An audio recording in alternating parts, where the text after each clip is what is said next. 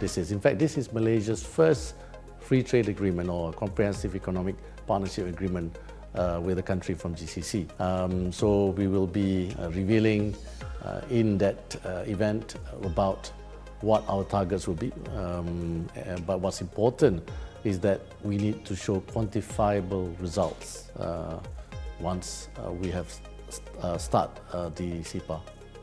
Well, the tariff reductions in certain industries, certain sectors will be done over time. But what's important is that number one, we have a new chapter, the first ever chapter that we have done with any other nation, which on the Islamic economy chapter, discussing issues relating to halal, issues relating to governance, etc.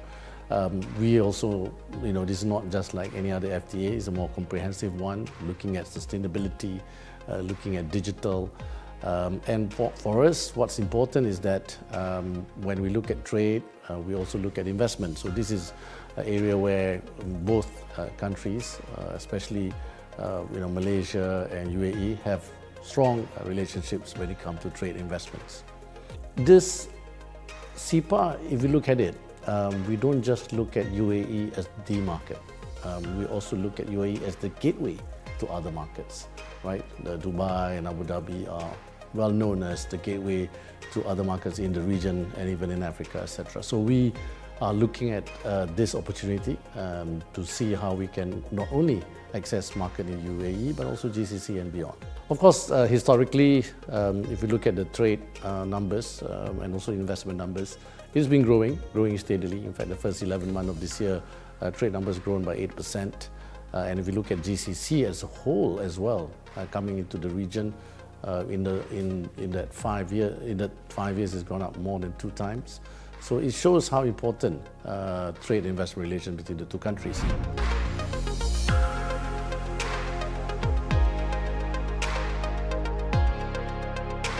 So when it comes to UAE, in this visit that we are here in Abu Dhabi and Dubai, we are visiting many companies and also sovereign wealth funds. The Prime Minister, for example, has just met up with Adia, Mubadala, ADQ, Mazda. Adia, for example, have increased their investments in the last 12 months into Malaysia, both in the public and private markets. And Mazda have shown keen interest in renewable energy. And Mubadala has increased as well its presence in Malaysia, especially in the oil and gas sector. So we are seeing increase in interest and investment flows into the region, especially to Malaysia by UAE, and vice versa.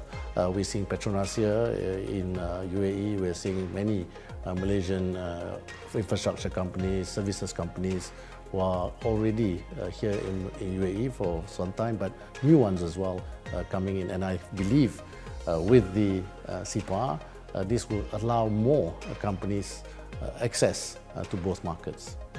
It has to be a target when we focus on trade, for example. It has to be a target that we increase more than double. What time frame is being discussed?